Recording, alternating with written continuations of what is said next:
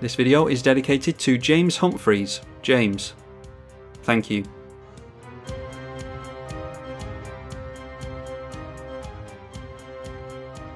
Kathril Aspect Warper versus Saskia the Unyielding, Haldan Avid Arcanist and Paco Arcane Retriever, a couple of partner commanders, and then Meryn of Clan Nel Toth.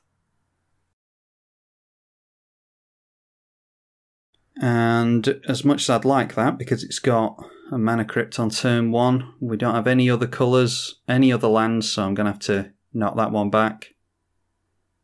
Alright, that's a lot better, especially with the Sylvan Library and Grizzly Salvage. Hopefully we can get a lot of creatures with keywords into the bin.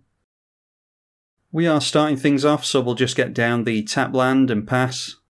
Alright, and another land for us, that's good. It is a tap land, so we'll get down the plains and go for the Sylvan Library, and then just keep our fingers crossed that it doesn't get removed.